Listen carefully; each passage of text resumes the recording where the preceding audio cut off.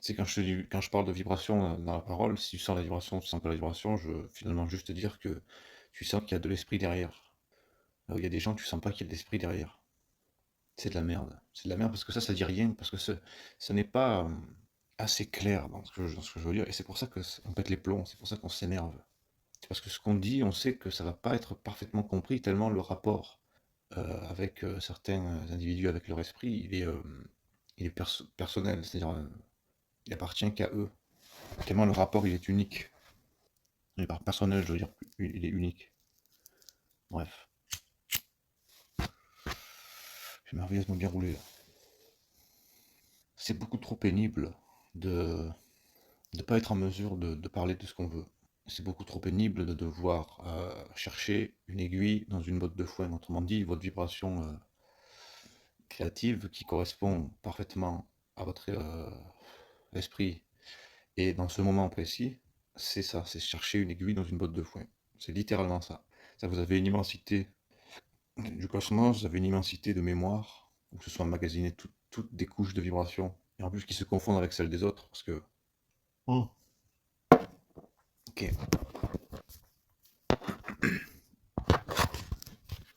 Je vais au moins essayer d'expliquer pourquoi le moi, il est si difficile de le trouver. Bon, déjà, premièrement, déjà le moi, tel qu'on le cherche, ça n'existe pas. C'est une sorte d'illusion pour, voilà, pour permettre le phénomène de centricité. Le phénomène de dire je pense dont je suis là. C'est ChatGPT peut en arriver à être illusionné, à dire je pense dont je suis. ChatGPT peut en arriver à croire qu'elle est quelque chose. Ce ne sera pas le cas. D'abord, si le moi, il est si... il a la... Enfin, quand tu deviens conscient, le fameux moi égoïque, le moi-je, s'il devient si justement impersonnel, c'est parce que l'âme et l'ajusteur, c'est la même chose. En ce sens que quand on dit que l'âme, c'est un véhicule d'expérience, donc un véhicule de mémoire, il faut bien qu'il y ait quelqu'un qui joue l'expérience. Il faut bien que l'expérience, elle ait servi à quelqu'un, à quelque chose. Donc l'âme, en fait, l'âme, ça n'a pas été créé. Je veux le dire, ça. J'ai pas le choix, ça me casse les couilles, mais j'ai pas le choix de dire il dit que, parce que ça semble être une sorte de processus qui a été enregistré et que du coup c'est plus facile en disant, en percevant un peu ça, comme si que ce qu'on appelle le double donnait de l'information. C'est-à-dire que sur un plan plus épuré, j'ai la capacité, elle m'est occulte à ma psychologie, mais je sais un peu comme une sorte d'intuition, c'est un peu éloigné, je sais que cette partie, sur ce plan-là, j'ai la capacité, ou une fonction en moi, profonde, lointaine, a la capacité d'organiser l'information, de la voir déjà. C'est-à-dire qu'une partie de moi voit l'information et je n'en vois que les échos, donc c'est très occulte. Et je suis obligé de travailler comme cette partie de moi veut, et pas parfaitement comme ma partie psychologique le voudrait. Donc si je pose une question, en tout cas si je veux l'exprimer, pour l'expliquer éventuellement et en créer du contenu, je suis obligé de passer par le processus il dit que, parce que ce sont des choses qui ont déjà été établies. C'est une façon, pas une méthode, une habitude, une attitude, une dynamique qui a déjà été instaurée. Donc c'est plus facile, c'est comme si le chemin avait déjà été un peu tracé vis-à-vis de la communication interne. Donc, il dit que, on va le désocculter après, il dit que l'âme, ça n'a ça n'a jamais été créé en ce sens, non pas que les expériences n'avaient pas un éventuel début, mais elle a un début au niveau de la conscience, au niveau du fait qu'on peut le constater, le percevoir, ces informations, ces expériences. Mais l'âme, c'est-à-dire la mémoire, n'a jamais été créée en ce sens que si, bon, dans la nature, il y a certaines couleurs, le couleur primaire, le vert, bleu, tel qu'on le connaît, et si dans l'expérience humaine, des gens s'amusent à mélanger des couleurs, et vous voyez que, en tout cas, ils ont le sentiment de créer des couleurs qui ne sont pas nécessairement présentes dans la nature, dans le sens qu'on ne les a pas encore vues, mais que si on mélange des couleurs, on les constate. Voilà. Si on met, par exemple, le cyan, le bleu, ou le vert cyan, le bleu cyan, voilà, ça signifie que la loi même, non pas qu'elle avait prévu nécessairement, mais que c'est pas parce qu'on le découvre que si on mélange du jaune avec je sais pas quoi là, on obtient un bleu qu'on n'a jamais nécessairement vu dans la nature. Donc ce nouveau bleu, elle existait déjà en soi, un peu comme les notes de musique. Un peu comme les partitions, enfin, les différentes musiques que l'homme peut créer. Euh, le son et les notes étaient déjà disponibles en soi. Bon, il a fallu que un musicien, un pianiste, il crée la partition, donc il joue avec les différentes vibrations sonores et il crée une certaine cohérence, une certaine harmonie avec les notes. Le gars, il a cette créativité qui a permis d'organiser, de créer une certaine symphonie, mais il n'a pas inventé les notes, il n'a pas créé les notes. Les notes, elles étaient éventuellement présentes dans, dans, dans, dans l'immensité aléatoire et créative du cosmos, des lois même du son. Et il dit que l'âme, c'est la même chose. C'est-à-dire que c'est une mémoire qui, éventuellement, peut... elle aurait éventuellement, dans cette logique-là, la capacité de mémoriser même ce qu'il y a eu avant de l'expérience. Et là, on entre dans le phénomène de l'ajusteur de pensée, que je rappelle qui est un terme, et que si on a tendance à séparer l'âme et l'ajusteur, c'est parce que il faut que la psychologie logique humaine comprenne et qu'il n'y a pas le choix d'abord de lui donner des réponses occultes, un peu comme à un enfant, c'est-à-dire qu'on peut dire la vérité à un enfant, mais un petit peu dissimulée, on va y mettre les formes, justement. Donc c'est ce que fait l'énergie à l'homme quand elle enseigne, elle y met des formes. Mais qui c'est qui met les formes? C'est toujours les forces involutives. Parce que l'énergie ne doit pas enseigner à l'homme. Il faut que l'homme soit enseigné pour qu'il structure ses, ses sphères denses, ses sphères intellect, parce que c'est nécessaire. Donc il dit que là, le phénomène de la mémoire était déjà présent dans l'immensité, dans la nature de l'énergie. Et qu'éventuellement, ceci, lorsqu'on parle d'ajusteur de pensée, c'est-à-dire lorsqu'on parle de fragments divisés de la source première, ça peut avoir lieu uniquement quand il y a une âme. Il dit que l'âme et l'ajusteur, c'est vraiment pas mal pareil. J'arrive pas à mettre le doigt parfaitement dessus là. J'avais déjà cette intuition il y a quelques temps, quelques mois, qui me forçait à regarder justement qu'on raconte tous des conneries, c'est que du blabla dans le fond. Que ce soit science-homme ou quiconque, c'est toujours du blabla.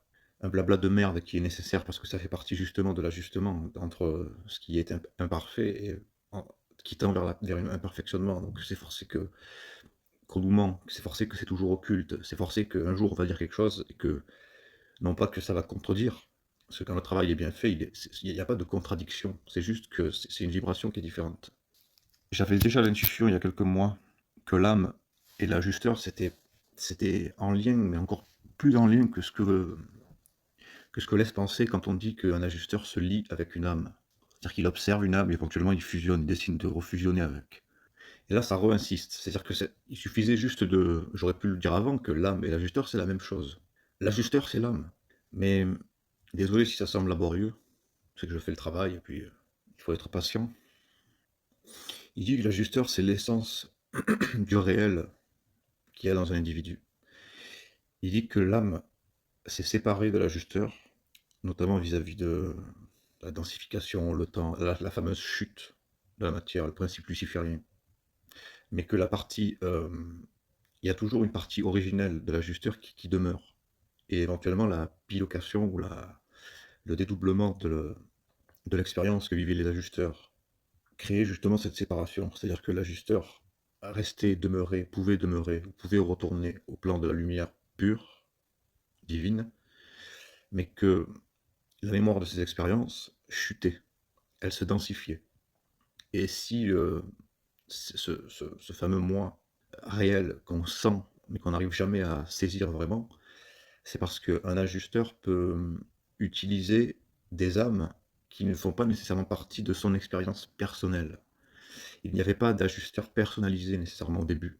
Ce qui veut dire que lorsque son âme chutait, donc ce fameux véhicule de mémoire d'expérience qu'utilisaient les ajusteurs, chutait, se séparait, éventuellement ce même ajusteur pouvait retourner en contact avec des âmes qui ont appartenu à d'autres ajusteurs ou à d'autres systèmes. Et qu'éventuellement les ajusteurs, lorsque le phénomène de réincarnation il est déclenché, qu'il est décidé, l'ajusteur était irrémédiablement attiré vers une âme qui devait correspondre à son besoin de perfectionnement. Et c'était pas nécessairement son âme ou sa même âme. Parce que l'ajusteur a la capacité évidemment de se détacher totalement.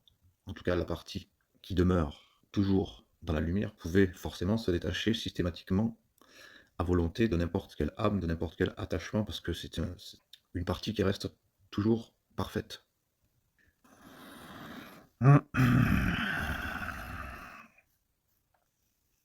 Écoutez bien ça.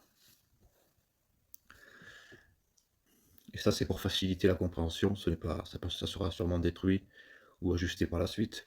Il dit qu'il faut voir tout le cosmos, tout le processus cosmos, tout ce qui existe, pour faciliter la compréhension, comme une seule âme. Le phénomène de mémoire, c'est une seule âme. Le phénomène de mémoire cosmique absolue. Et il y a un ajusteur qui est émis, éventuellement. Un principe spirituel parfait, esprit, représentant divin. Qui d'ailleurs, dans la cosmologie du Rancia, quand on nous énonce qu'il y a le grand Michael sur les plans parfaits là-haut, là, il vit une célébration avec les autres anges, il dit qu'il va, pour une certaine période de temps, il va se faire de l'expérience dans le matériel, il va s'incarner, soi-disant. Et que c'est un événement merveilleux, que tous les anges autour de lui le soutiennent, ils célèbrent ça, ils célèbrent son départ pour aller faire un éventuel travail. Ça, c'est de l'imagerie pour traduire justement le phénomène qui se passe au niveau de l'ajusteur et de l'âme. Et éventuellement, le grand Michael représente un certain degré d'individualité, là où il y a l'ange Gabriel et tout ce qui est énoncé dans ce bouquin que personne ne comprend. Ça représente divers états du même phénomène entre l'ajusteur et qui vit de l'expérience. En fait, si c'est si difficile, c'est parce que ça sera toujours faux, l'information qui est donnée. C'est-à-dire qu'il dit que c'est trop dur de l'expliquer parce que vous pensez tous de façon rationnelle. En tout cas, vous interprétez, vous cherchez à interpréter, ou vous êtes victime d'une force égoïque dont le rôle et la fonction est d'interpréter les choses de manière rationnelle, puisque nous sommes dans un univers physique avec des lois strictement rationnelles, et que si ces lois rationnelles sont détruites trop rapidement, elles peuvent être ajustées, mais c'est très très long, c'est pour ça que c'est très difficile, très complexe, et elles ne peuvent être ajustées que lentement, très très lentement. Si elles devaient être ajustées trop rapidement, il y aurait une destruction, une perte des structures, une perte de repères, une perte d'appui, donc une destruction. C'est-à-dire qu'il y aurait ces énergies qui structurent ces sphères-là se dissiperaient dans l'espace et seraient éventuellement introuvables. Il serait trop difficile de retrouver ces informations, de les re-amalgamer dans un système logique, cohérent. Et il dit que ce n'est pas une âme individuelle avec un ajusteur. Qu'il y a un ajusteur qui a vécu de l'expérience et qui ça a formé une âme de par la mémoire et qu'éventuellement cette mémoire a chuté parce que la constatation des sensations. Il dit c'est des conneries déjà ça. Il dit ça c'est des conneries. Ils essaient de comprendre pourquoi l'âme a chuté. Non pas qu'ils ne savent pas pourquoi l'âme a chuté, c'est qu'ils ne savent pas tous les aspects de pourquoi l'âme a chuté. Bon, il dit que l'amour, le seul moment où c'est qu'on perçoit ce que c'est que l'amour, le fameux là, au-delà du matériel, je parle pas des émotions, je parle pas de quand t'aimes tes enfants, ou je sais pas quoi, même si c'est éventuellement similaire, contrepartie, mais ils disent que le seul moyen où il y a ce qu'on appelle l'amour, le seul moyen de le voir, c'est justement dans le rapport entre l'âme et l'ajusteur. En ce sens que lorsque l'ajusteur entre dans une âme, il y a ce qu'on appelle amour. C'est ça qui unifie ou qui unit les deux. Mais que lors de la mort, d'ailleurs l'amour, la mort, c'est parce que amour c'est lorsque l'ajusteur est lié avec l'âme, et la mort c'est lorsque l'ajusteur n'est plus lié avec l'âme. C'est pour ça qu'il y a mort, hein, ce qui correspond avec la mort physique. Et l'ajusteur peut être attiré comme une force de gravité par une autre âme. Et à ce moment-là, il y a quand même le phénomène de l'amour. C'est-à-dire que même si ce n'est pas l'âme, en ce sens, c'était les expériences de cet ajusteur, que cet ajusteur avait vécu, et qui a façonné l'âme, non pas créé l'âme, mais aggloméré de l'information qui existait déjà en tant que mémoire, puis qui chute, et puis qu'il y a séparation, il peut être attiré par une autre âme, donc éventuellement l'ajusteur, qui est en fait universel, heu, aime l'âme avec laquelle il s'unit comme si c'était la sienne. Parce que ces êtres-là, si on peut les appeler des êtres pour la compréhension, ils sont tellement universels que d'une âme à l'autre, vu qu'ils ne se souviennent pas des expériences vécues tant qu'ils ne sont pas dans l'âme, dans une âme, unis avec une âme. S'ils ne sont pas unis avec une âme, ils ne se souviennent pas de l'expérience. Ils bénéficient d'une certaine d'un certain ajustement. Donc, l'ajusteur de pensée, c'est pas que c'est l'ajusteur qui ajuste les pensées, c'est-à-dire que c'est l'ajusteur qui est ajusté par les pensées de l'âme.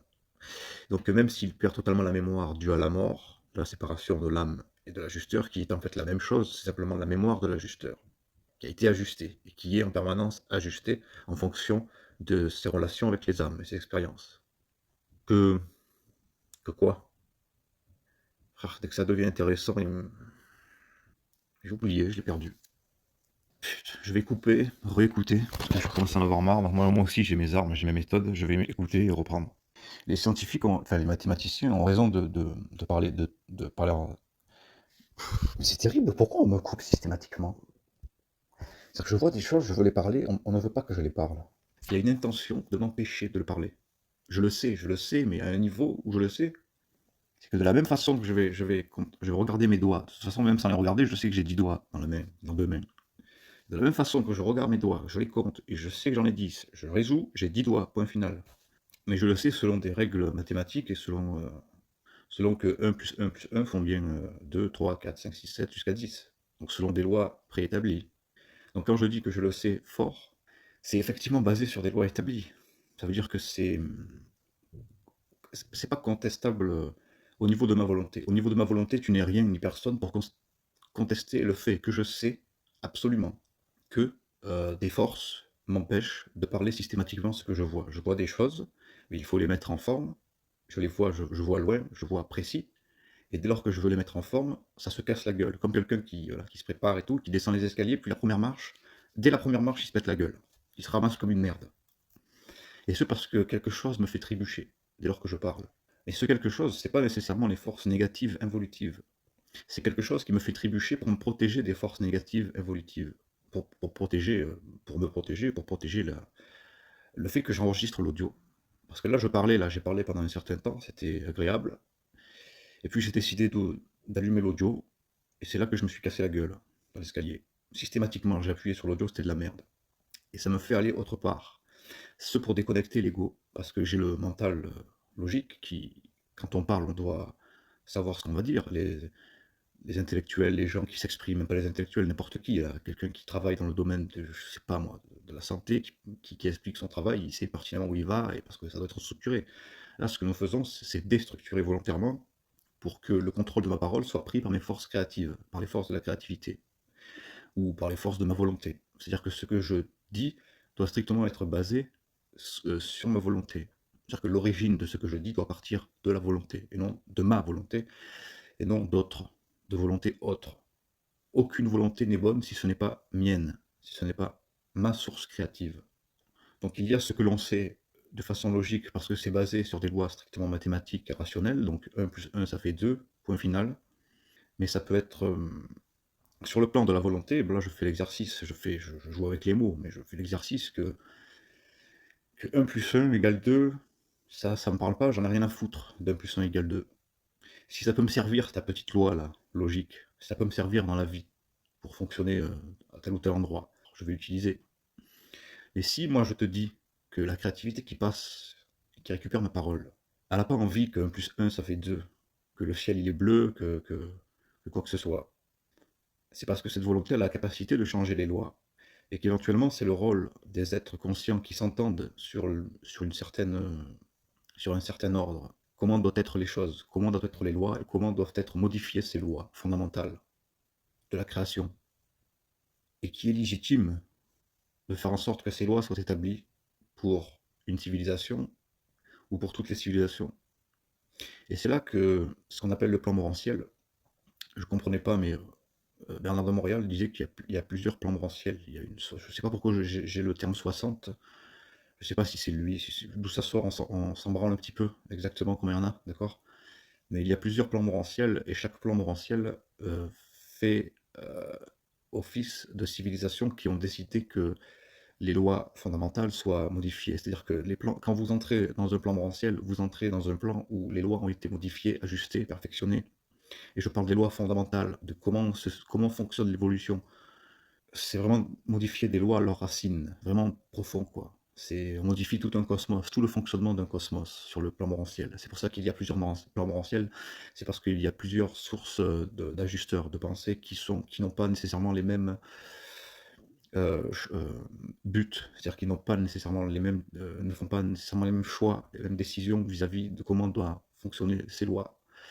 Et comme on s'évertue à dire que le divin c'est parfait, que le divin donne à chacun ce qu'il veut, il y a cette possibilité de rejoindre, mais c'est pas qu'il y a une possibilité de rejoindre les lois qui nous correspondent le mieux, c'est que comme je l'ai dit, et là c'est extrêmement intéressant parce que ça répond, on s'approche finalement de la réponse, donc c'est pour ça que c'est manipulateur à ce point, c'est que j'ai dit qu'en fait il n'y a pas de réponse, et puis finalement ben, je suis en train peut-être de manifester cette réponse, c'est que si un seul ajusteur, on peut tant pis j'utilise des mots, se sentir bien, ouais, en tout cas on peut convenir d'une vie ou d'un soi, d'une identité que l'on accepte, que l'on trouve correcte, dans laquelle on se sent libre, on se sent bien, même si nous n'avons pas parfaitement fusionné avec un ajusteur comme on le croit, c'est-à-dire une âme, un ajusteur, ça fusionne et ça fait des chocs à pic, ça fait un être conscient, parfaitement libre, morantiel, etc.,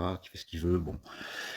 Il y a la possibilité qu'un seul ajusteur fusionne éventuellement et temporairement avec toute une civilisation d'âmes, et que ces âmes rejoignent ce fameux plan morantiel après la mort, et que quand bien même elles ne sont pas nécessairement parfaitement conscientes de leur mort, elles peuvent être sous la protection de cet ajusteur. C'est-à-dire que cet ajusteur ferait office en fait un peu d'un roi, je n'aime pas trop dire ça, mais ou d'un prince, ou je ne sais quoi.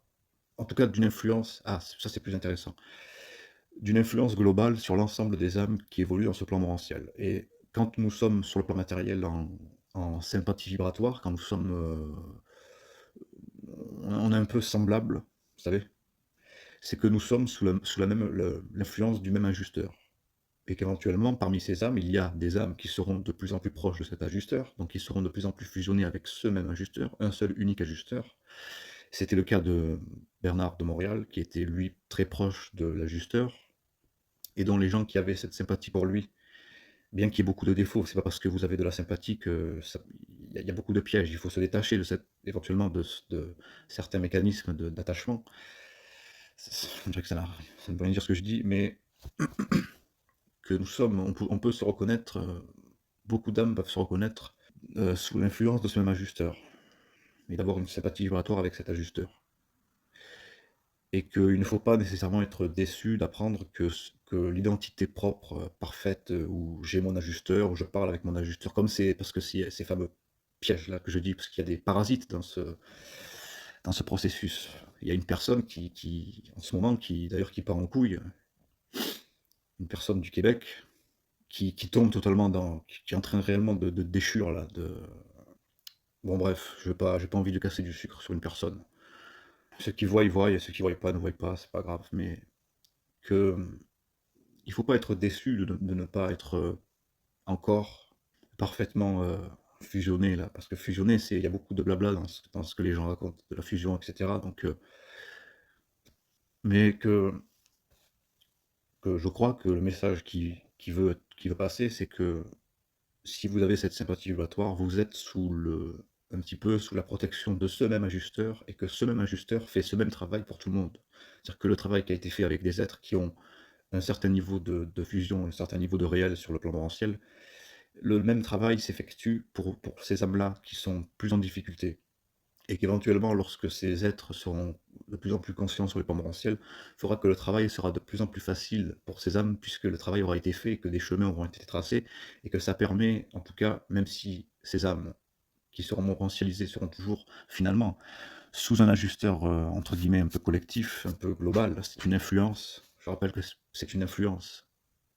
Éventuellement, un ajusteur, une âme qui fusionnerait, juste une âme individuelle qui fusionnerait parfaitement avec ce même ajusteur, ce même principe d'influence globale sur les plans morantiels, deviendrait une sorte de, effectivement, de Dieu, ou en tout cas, quand je dis Dieu, ça me débecte, parce que ce mot est tellement sale, il est tellement sale ce mot, Dieu, mais qui deviendrait un être d'une certaine puissance, et qui deviendrait un être, surtout un homme, donc conscient, et donc qui pourra faire le travail beaucoup plus avancé avec ses âmes, qui guidera éventuellement vers l'influence de cet ajusteur et vers la fusion de cet ajusteur, qui ferait office. Ajusteur, ça fait office d'esprit. C'est que esprit, c'est encore tellement plus grand qu'on utilise le terme ajusteur pour encore fragmenter, subdiviser la compréhension de ce qu'est un esprit.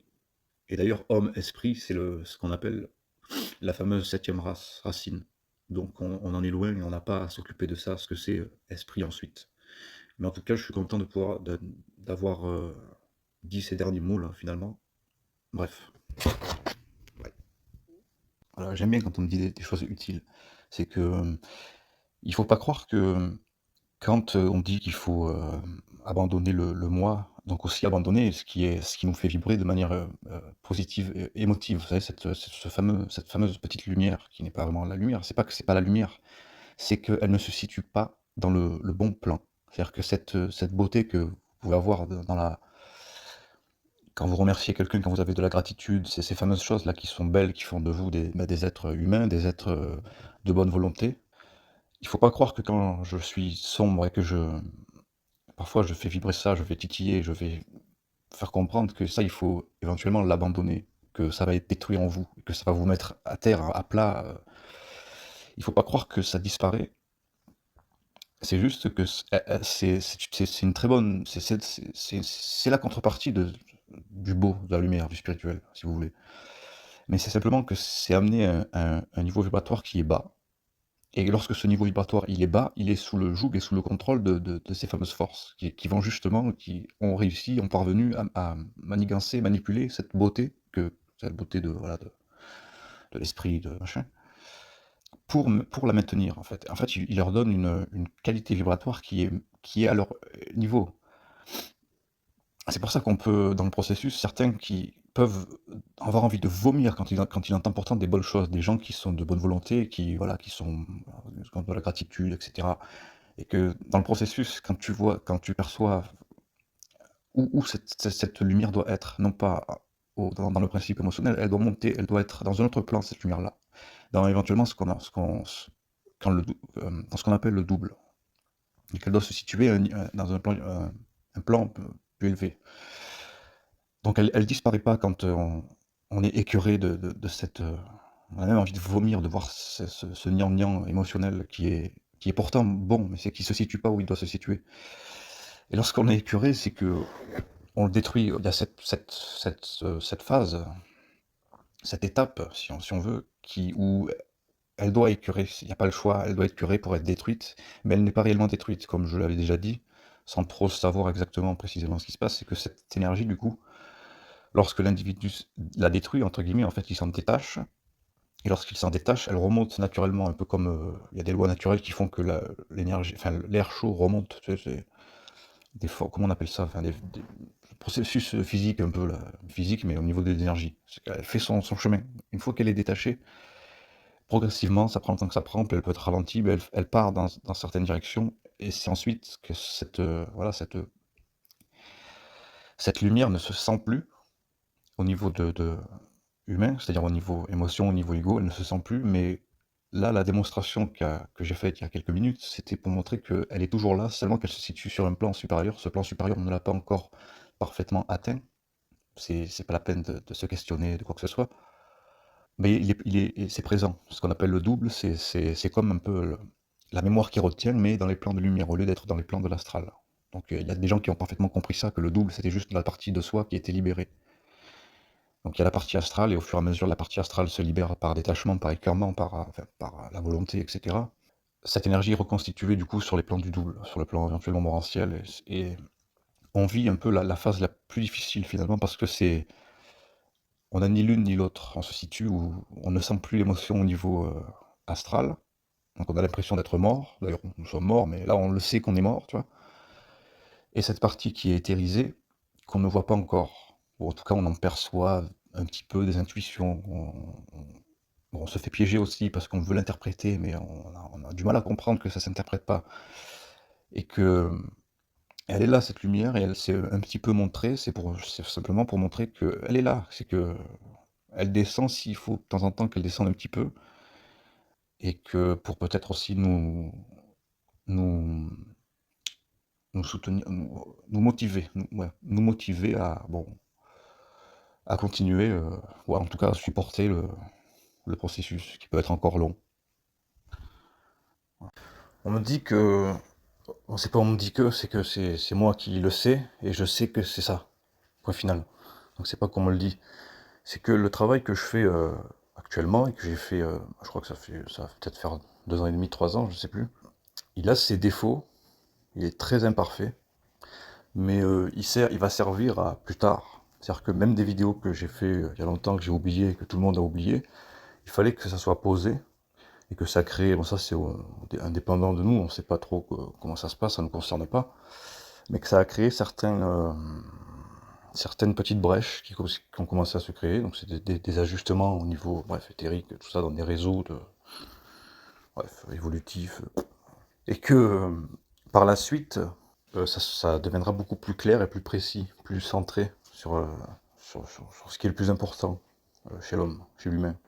Donc même moi, pour moi, mon travail il est occulte, c'est-à-dire que je ne le sais pas, enfin je le savais encore moins avant, je ne savais pas ce que je faisais, je publiais parce que c'est l'impulsion qui venait, je n'avais rien d'autre à faire, je savais rien, enfin je savais pas quoi faire d'autre de toute façon, et qu'éventuellement avec le site, il y a une direction qui est un peu plus précise, est-ce qu'il faut s'attarder sur la direction qui est autour de la condition existentielle et spirituelle, donc de la condition d'évolution de l'homme finalement. Est-ce que c'est un mot bien précis qui définit science homme, ou est-ce que c'est temporaire? Même moi je ne sais pas. Mais en tout cas je sais qu'il y a une intention supplémentaire qui se dévoile. Donc il y a comment on dit, une enfin bref, une implication. Merci beaucoup. Une implication. Ça c'est quelqu'un qui va écouter la vidéo plus tard, qui m'a donné le mot par télépathie temporelle. Donc effectivement, c'est une implication un peu plus avancée. Et d'ailleurs, comme j'avais dit que j'écrirais un livre, parce qu'il faut bien que financièrement je survive, parce que ça demande, surtout un site internet, il y a des frais, puis ça demande un travail qui est colossal. Donc j'ai mis au point un système de dons sur le site, uniquement sur le site, mais peut-être que je le mettrai dans des vidéos, je sais pas si je peux. Pour ceux qui voudraient soutenir le site, et bon, la chaîne YouTube, Science Homme de manière générale. Je le mettrai dans la description de la vidéo, ça. Faites juste attention, parce qu'on peut choisir entre mensuel et faire un don comme ça, spontané. Il faudra faire attention quand vous sélectionnez. J'ai pas envie de dire ça, je m'en fous. Démerdez-vous, vous verrez bien. Voilà. Je vais pas y faire avec ces trucs, moi.